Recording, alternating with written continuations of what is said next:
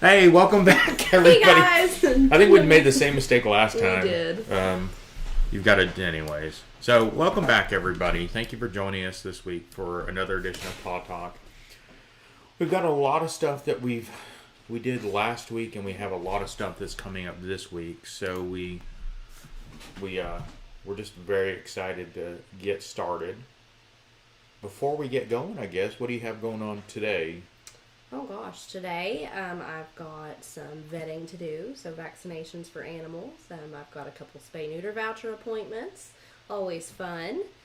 General animal care, probably going to take some phone calls. We're doing a transport later in the day, and that's about all I've got. What about you? I've got nothing. I've got nothing. A little surprise. No, I'm kidding. It's a busy day.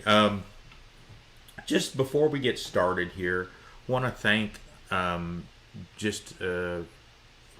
company here. I don't know if you know this, but we partner with the Home Shopping Network, and they are amazing to deal with. Their generosity for the Humane Society, for the thrift store, and also for a lot of nonprofits in our area. They really have gone above and beyond to take care of us with merchandise that we can sell, donations for our animals, and in some cases, we've even taken care of a large group of homeless individuals in our area with clean beddings and blankets. So I wanted to give a big thank you to the Home Shopping Network. It's like clockwork. It's probably every week. Almost now, yeah. At the most, it's every other week. Mm-hmm. But we drive to their fulfillment center and we pick up an entire van full of merchandise, and it's just an amazing gift. Mm-hmm. And I want to thank whoever left this on my seat last night. I came in and there was a bag of Cheetos. So there was an anonymous gift of sponsored bag of chips. So I'm just wondering why I didn't get Cheetos. I don't know, but at least I got Cheetos. At least you got Cheetos. So that's all that matters. So just want to, again, more importantly, thanking Home Shopping Network for everything we did, or everything that they do for us. So I guess let's start out. Let's kind of recap the events that we had last week and some of the things we did at the Humane Society. When we left you guys on Friday, it was the start of a very busy day. I don't think we realized just how much stuff that we had going on until we got going, and then we realized that was probably one of the busiest days we've had in a while. It has. I was trying to write down everything that we did, and we got here at 7 o'clock-ish because we had to clean the animals because the Kennetecca was on vacation. We had to set up for the Paw Talk podcast. Mm-hmm. We had to go set up for an adoption event at Belk. We had to take a cat to go get a rabies shot. We had to go pick up that cat to get its rabies shot. We had to pick up 2 donations. Mm-hmm. And then we had to go and pack up from Belk and take everything back to the building. We also still had appointments here at the building. Yeah, we still had voucher appointments, yeah, medications, and everything else. And that was really just, I guess, the start of our work week, because it just increased from there with everything else that we did. What else did we do last week? Well, we always do adoptions throughout the week. That's always something. So I did a few of those. As far as, just general things here, I mean, we did our normal stuff. Did we have any other events last week? We did Belk. Yeah, we did Belk. Yeah. Mm-hmm. All right. So let's talk about some of our new residents that we have in the building, because we want to talk a little bit about, it's going to be a good tie-in for safety, sanitation, cleaning procedures, and kind of give you an insight as to the work that's involved when we get in a new resident.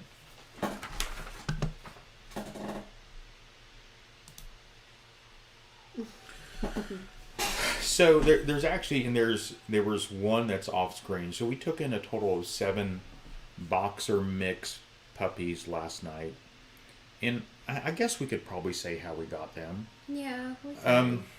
We'll just there's a Facebook is amazing in this day and age. There's a lot of things that Facebook can do, and one of the things that they have is they have pages for animals. People post they need to get rid of animals or whatever it may be. Unfortunately, animals may not always end up in the best situation. So it just happened to be that this particular evening we had several board members and several employees who just happened to be on the same page. We all jumped on it at once. At the same time. Just doing what we do best, which is rescuing animals. And we had seen this post that had come up. And this person somewhere in the area had these puppies and was unable to care for them. And it just... we were able to reach out to this person, and we went and picked up the puppies last night, and we brought them back into our facility. And it's just one of these. It's a good example of what we do to help save animals. We get them from people surrendering them. In fact, we got a couple dogs this week from people just with very sad situations. One was homelessness, which is always heartbreaking. We take in, due to financial reasons or accidental litters. I mean, really, it's just, you never know what the situation's going to be. But we're always there. We always take them. We find them ourselves. They get left at our doorstep. And in some cases like this, we'll find a post on social media, one of the various social media platforms, and we're able to step in and take care of them. So let's talk a little bit about puppies, because every time we take in new animals, especially animals like this where we don't really have a firm background on medical history, vet care, things like that, we have to take a lot of precautions to ensure that not only the staff stays safe, because these animals may not have been around humans, but also keeping the other animals clean and away from these animals in what we do. So let's talk a little bit about worms, because that's a prevalent issue in a lot of animals that get turned into us. I'm going to show a picture here. It's a little bit graphic, so just want to warn everybody. But this is what a worm looks like. This is the most common worm, and it's called a roundworm. And they essentially look like spaghetti. And in the case with these puppies, there's probably 150 of them. It's very, very common in puppies. That's why we always recommend deworming throughout puppyhood, just to rid of those worms and to prevent any future. But it's very common to see these in newer animals, and this is one of the easy things that we can treat for, because right off the bat, when we start doing the wellness check, the animal goes number 1 and number 2, we're able to see this. So Haley, how do we know when we've cured an animal of worms? We will do well, let me begin. We have a very strict protocol intake. So with every puppy that comes into our program, an initial vetting would be, we deworm the animal, it would receive its first set of vaccines. We would do a flea and heartworm preventative if under 6 months of age. If over, it would have to be heartworm tested before we could do heartworm preventative. And then we go back and we redo this every 2 to 3 weeks.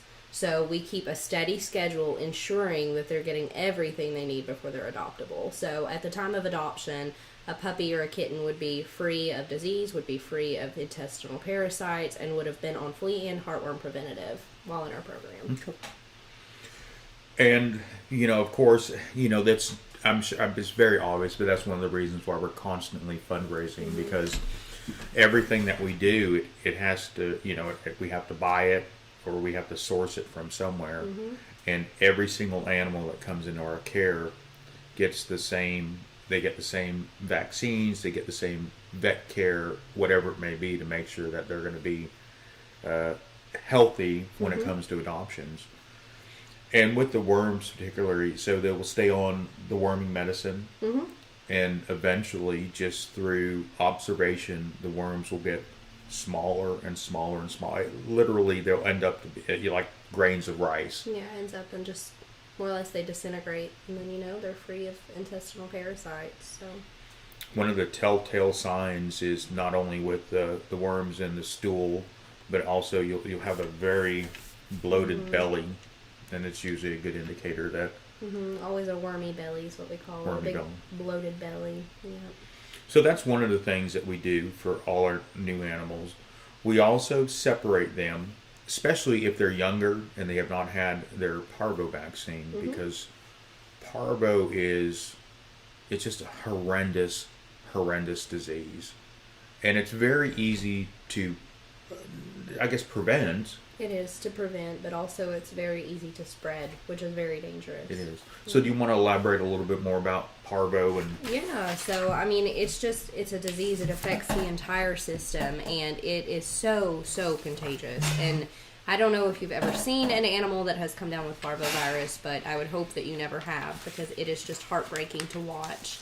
I mean, they can go from being fine in a few hours just being on death's doorstep. And unfortunately, we take in many puppies that either have had parvo or are currently having parvo that we have to treat.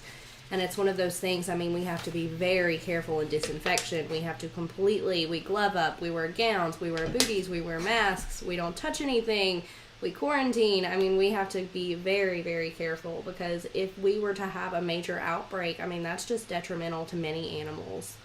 So we have to be very careful with what we do. And it is easy to prevent with vaccines and proper cleanliness, but if it comes into the building, it's very hard to get under control. I'm just going to read a couple. I printed up some research from the American Kennel Club just to kind of give people an idea about. Anyways, I'm just going to read just a couple things here. Key things. Puppies aged 6 weeks to 6 months are the most susceptible to parvo. Puppies are vaccinated against parvo at approximately 6, 8, and 12 weeks of age. So that's that 3-dose steady schedule to make sure that it prevents them from getting parvo. And of course, I just want a disclaimer that it does a good job of making sure that the animal does not get parvo, but there's always that chance, and you still have to be very cautious about interacting with animals or in an environment that has had parvo. This is very key. It's that once you get parvo under control, it can still lay dormant in the right conditions for several months up to a year. And that's the hard part about containing the parvo, is you can spray, you can disinfect, but if you miss one little area with skin cells or pet dander or hair that contains just a small bit of that parvo virus, it just takes another animal to rub up against it, I guess, and transfer it around. I mean, it can be on your clothing, on your shoes, it can be on anything, and that's one reason why we always wear protective clothing, is because we can spread it just with our shoes and not even know it. So that's also why we sent out the big newspaper plea, is because we're always getting in new animals, and that's one of the reasons why we use so much newspaper in the building, is our dogs and our puppies use it constantly. We lay down a layer on top of the concrete or the flooring that they use, especially around if they're using a pee pad, if they're not potty trained. Right. So it helps speed up the process of cleaning, because we can just dispose of that newspaper, throw it out in the trash, and then spray it down with the parvo spray. But not to mention, we clean probably 4 times a day. Just within a 9 to 5 shift, we clean those kennels regularly. So we go through paper like crazy. What are also some of the other steps of things that we do with every time we take in a new puppy? We would always want to make sure before it goes outdoors that it has its second vaccine. So a distemper parvo, we prefer the third vaccine, but for in case of fosters or us here in the building, we always say if they've got that second dose, they can go outside. So we're very, very careful as to whether or not they're indoors or outdoors. Because if we take an animal that doesn't have that immunity built up outside, it's susceptible to disease. Mm-hmm. So we always have to make sure that's done. Really, we work on preparing them for a foster or adoptive home. So, we would get any supplies needed, any vetting done that's necessary. So the majority of puppies, especially kittens too, that we take in have not been spayed and neutered. So that's something that we want to get done before they go to an adoptive home, before they sometimes go to a foster. But if not, we would have our fosters keep them and then get them to the vet when needed. Mm-hmm. Okay, so that's just a little insight into, I guess, our process. Mm-hmm. And, we're getting very good at it because it goes on steadily through the week. Well, hello, Buttercup. Oh, she doesn't want to guess. Well, the kid. And our foster program, we will probably next week, we'll maybe... Hi, Buttercup. Hey, Buttercup. Come here. We will do some screenshots of the foster application, maybe explain that a little bit. Yeah, you can I work would love through to. that. Just more in depth to see exactly how we do things. The foster applications and applicants, we're always looking for good fosters who are available to foster animals.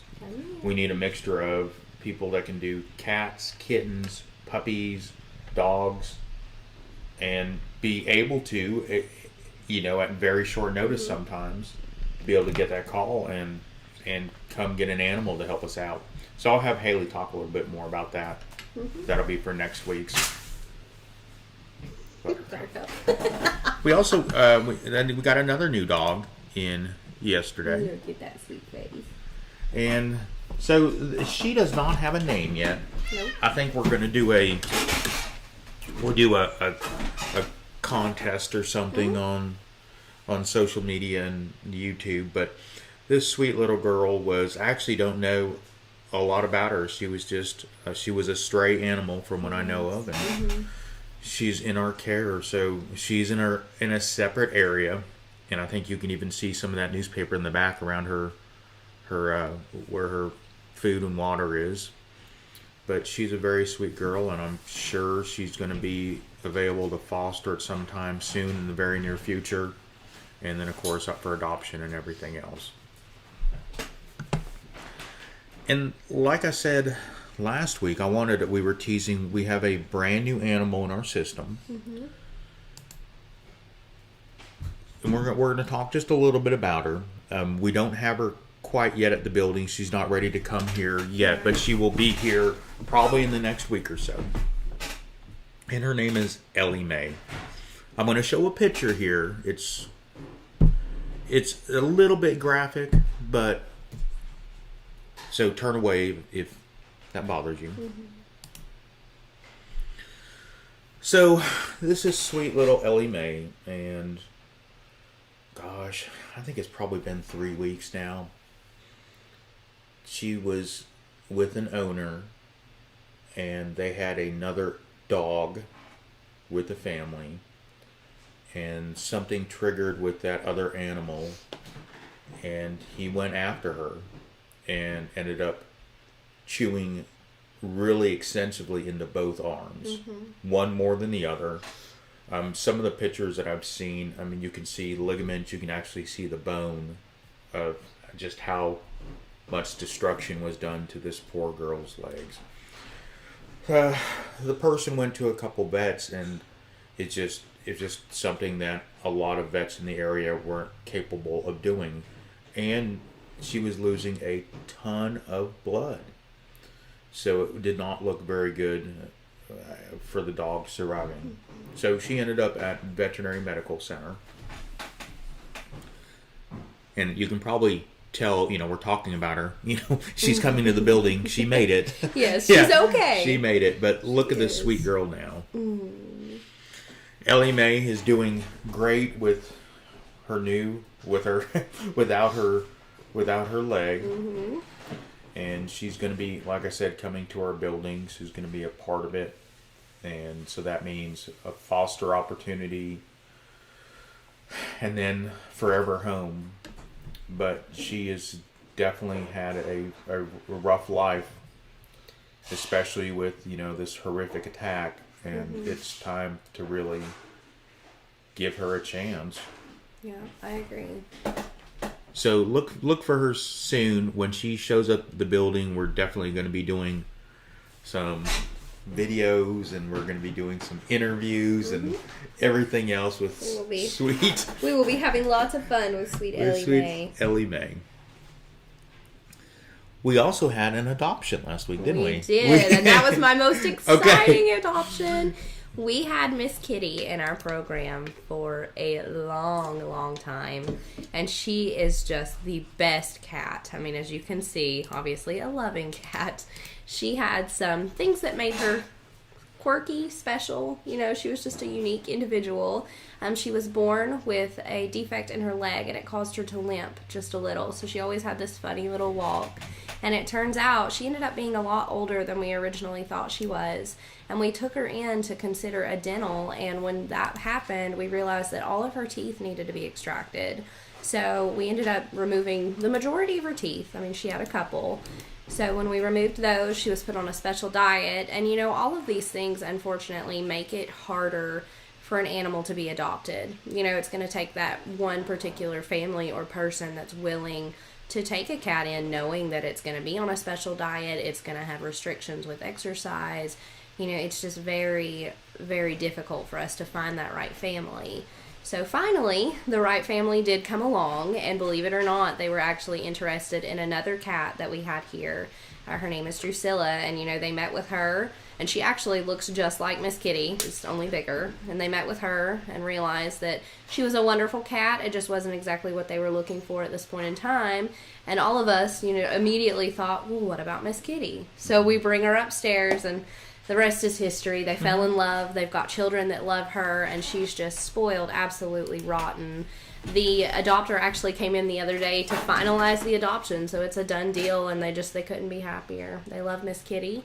And I asked about changing her name just since she is a Miss Kitty, and they said no, that is the most fitting, funny name that they could have picked for her, because she doesn't look like a Miss Kitty, but she's their Miss Kitty. So and it was crazy. I mean, you can I think tell a lot from that video of just how amazing, how loving, and how we always said she was more like a dog than a cat. She was so funny. But she had 2 adoptions that fell through for just various reasons. No fault of her own, though. No, yeah, nothing that had to do with the animal. Yeah. It's just, you look at, I guess it's hard to imagine Miss Kitty sitting there in a home environment, loving, walking around, meowing, doing her Miss Kitty doing thing. Cat things, and just not have someone fall in love with her. She's absolutely an amazing cat, and off to her forever home.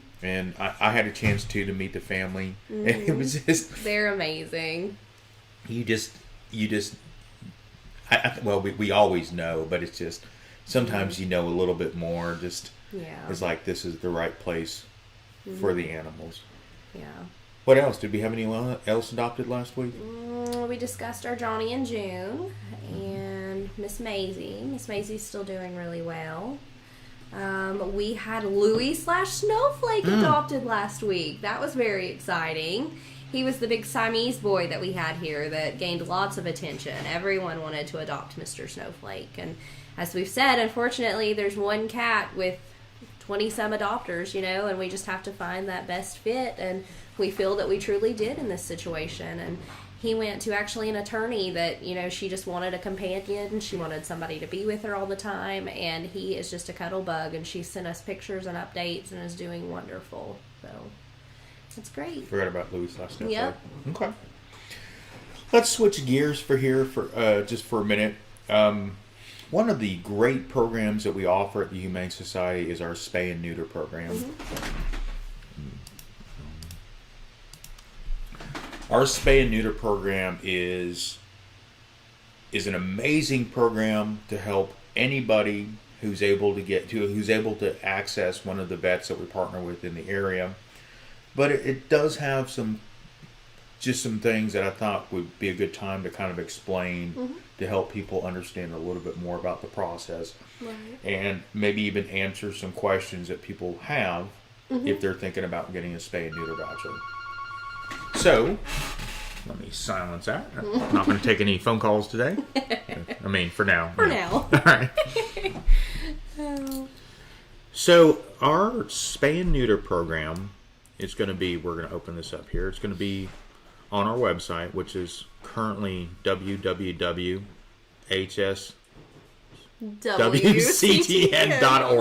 Sorry, the phone distracted me. Yeah. It's going to pop up there. And that's our website. And just a plug for our website, if you have not seen or been to it, check it out. There's a lot of cool things there, a lot of resources. But we're going to go to the spay and neuter tab. You select it. We have some information, general information, and then we have our application, which we'll click on here in just a second. It gives some great benefits about why spay and neutering, and some just general information about the program. And I believe too, if you'd scrolled down on that page, you would have gotten a little bit more information about who you can call. People call here at the office, and I think there's even an email address. So this first part of the voucher application is your information. You're going to do your name, and it needs to be the person who's actually going to be setting up the appointment. Right. Should not have a different name on the voucher than who's going to be calling and setting up the appointment for the animal. So just your first and your last name, your address, your city, your state, your zip code, your county of residence, your phone number, and then your regular veterinarian. If you do not have a vet, or if for some reason one of these items in red does not apply to you, then what you need to do is you need to just put NA. If you don't select anything or don't type anything with one of these red asterisk items, it's not going to let you move forward. This part down here, it says, how would you like to receive your voucher? There's two ways traditionally. Well, actually there's three ways, but let me talk about the two ways that are listed here. You can get it sent by email. So once we process it, I think we asked for 4 or 5 days to get everything compiled to send back to you. We would send it back to you as a PDF on email. You have to be able to print it out to turn into the vet at the time of drop off the animal. I don't think, maybe there's one vet that accepts an email, but general practice is... Yeah, they want it there. They want it physical. Copy. Yeah. If you choose to select by mail, then we will put it in an envelope, stamp it, and mail it to you. You know, with the 4 to 5 days that we usually ask to process it, and then the 3 to 4 days for mailing, you're looking at potentially about a 7-day time frame from the time that you submit that. So keep that in consideration before you choose U.S. mail. And the third way is you can actually, if you need to, set up an appointment here at the office. You would come in, you know, I would ask you all this information, or Haley or whoever's working would ask you for this information. We'd take a payment, and we'd print you up a voucher right here and just hand it to you. So that would be the third way. That's the quickest way to get it, if you need it right away. So once you complete that first page, you're going to move on to the second page. You have to fill out an individual voucher per animal that you want to get spayed or neutered. So if you have multiple animals, just know that you've got to fill it out each time. So in this case, just a pet's name. What kind? Is it a cat or dog? We are currently only spaying and neutering through our voucher program felines and canines. At some point in the future, we may look again to do small animals like rabbits. Yeah, we get lots of questions about rabbits, about potbelly pigs, guinea pigs. That would be something that we would love to be able to do in the future. Of course, the gender of the animal. Does it have its rabies shot? The rabies shot is, well, I mean, for the health reasons, obviously very important. But if you select yes on the if you select yes that your pet is current on the rabies shot, just know that when you drop your animal off at your vet, if you've not ever been there, they're going to ask for proof of rabies shot. If you can't provide proof, then it's going to cost an additional $10, and they will do the rabies shot there. And I think for the most part, the rabies shot good for 3 years.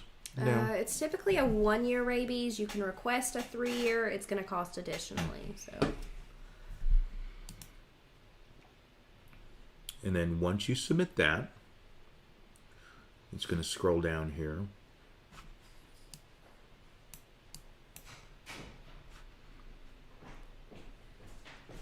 You do have some standard terms and waivers. This voucher only covers the cost of the procedure and the rabies shot. Any additional charges you'd be responsible for, and that would be something that you would work out between you and the vet. What we strongly recommend, let's see if it scrolls down a little bit more.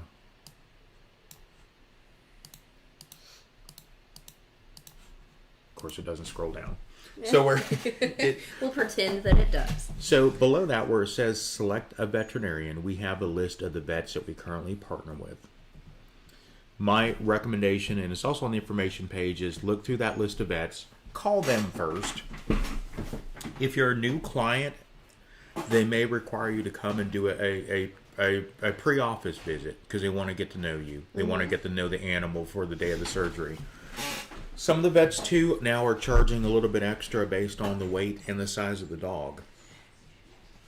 And there's always could be additional items like pain medications, there could be fluids, or there just could be an extended wait in the when you're able to get in. Right. So look at that list, and before you commit, because once you select, we do stand behind. We have a non-refundable. I mean, it's not refundable. Right. You know, we're passionate about our program, and so, you know, once you click that button, we don't refund. Right. If you make the decision to spay or neuter, we want you to do it. You know, it needs to be done. But please call the vet first before you call or before you submit this, because we want to make sure that there's no surprises. And, you know, yes, just call. The total due, so it will generate a price at the very end after you pre-select the items. It's can be between $45 and $85. That's the price range for what it would cost to get your animal fixed through our program. And it's a heck of a deal. You know, if you were to go to a vet and not have any sort of voucher, it could cost several $100s. And, I mean, upwards of $300, I think I've had some people say. Yeah. So it's a savings, even if there is an additional $45 pre-vet visit that vet happens to charge. It's still going to be a huge savings.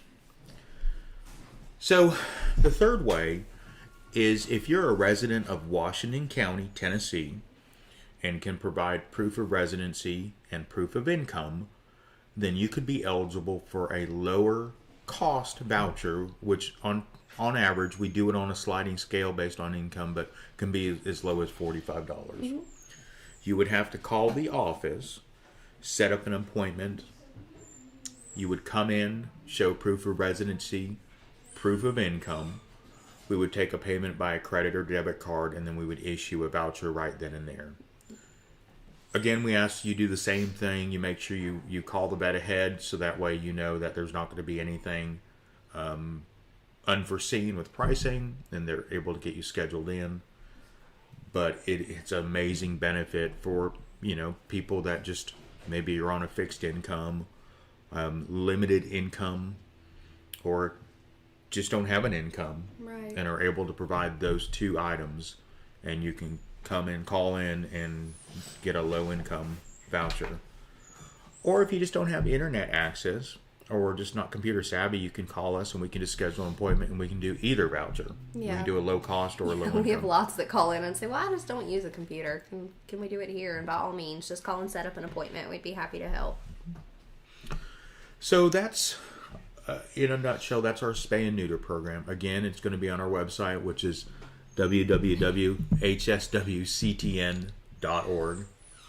We also have a phone number if you ever want to call us the office, which is 423-926-8533. We are closed to the public.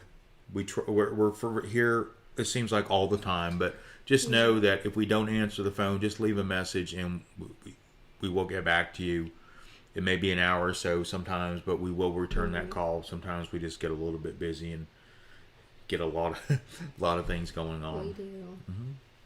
All right, what else you got? I know last week we touched on our programs, and a big one is the community pet food pantry that we do. And that's something I just want to stress again. You know, we have food that we would love to help give away for those that need it. Just last week we had a lady, I actually met her, which I won't name names, and you know, I met her at the Dollar General of all places, and she was looking for pet food, and the shelves were completely bare. And, you know, of course, that sent her into a tizzy because she needed food for her animals. And despite her being in Carter County, I said, you know, we want to help, and come visit me at the office next week. I would be happy to help you out.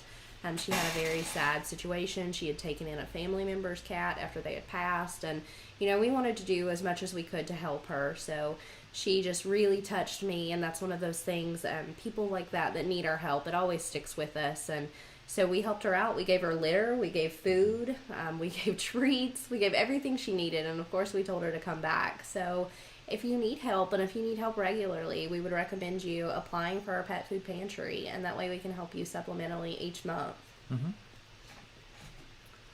All right, the last thing we have for today is we want to talk about our upcoming events, because we have some cool things, some closer than others. So tomorrow, if you want to meet quite a few of our puppies that we have in our system, kittens, cats, that's it. I was thinking, is it, Squirrels, yeah, rabbits. squirrels, want to meet whoever. We're going to be at PetSmart on, it's in Johnson City, PetSmart, and we're going to be there from about 12 to 4. And if you've never been to a Humane Society adoption event, it's hands-on. It's very fun. Animals are there. Yep. You can interact with them. You can hold them. You can pet them. You can fill out an application. You can take one home. Right. Even if you're not interested in adopting, just come and pet them. Just come and play with them. Come and, or change some newspapers, Yeah, or we'll bring always- some yep. newspapers, or By all means. everything yes. else. But Yes. it's going to be an awesome event, and we love our partnership with PetSmart. It's just, they're so good to us, and They are. and we can't ever run out of pet supplies at a pet store, because if we need something, it's there. It's right there. I think they're taking 7 or 8 puppies. Yeah, we need to find out exactly who is going. I do know our mama dog Maybelle that's been here in the program, her 3 puppies, she had 4, but one was adopted by the foster. It was a foster fail, which I knew was coming. The other 3 will be there, so it's 3 male puppies, and they are just mixed breeds. We don't know much about their origin. They came actually as a transfer from the shelter, so they're very, very cute. They'll be there, so I know of those 3. Kittens, I know we plan to take the little tabbies in the adoption room. Candy Corn and Sugar, I believe, are going, so they'll be there as well. So it's sure to be fun. Okay. Another event we're going to plan on is we are going to be in the Johnson City Christmas Parade, and I also hear the Jonesboro Christmas Parade. Yeah, we want to do both. So I don't know what that's going to look like yet, but we're going to have a nice little presents, and we'll be handing out probably presents. Handing out presents with our presents to all the good yes, kittens, dogs, cats, and children. And children. So look for that. I think the parade is on December 4th, I think that's what it was. Yeah. and it's when I was- like at 11 a.m. It is. Yep. But we'll have more details on that.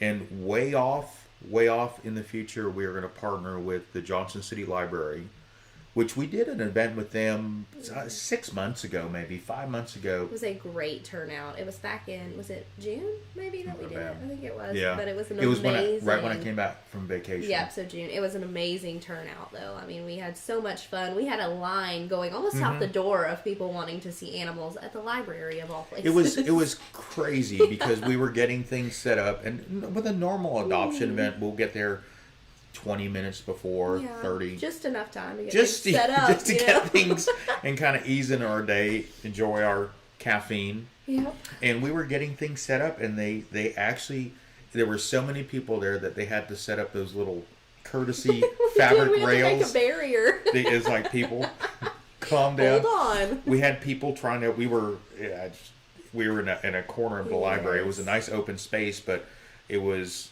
blocked in by bookshelves. And we had people trying to go through the bookshelves Just with to the get animals around. They and were everything sneaky. else.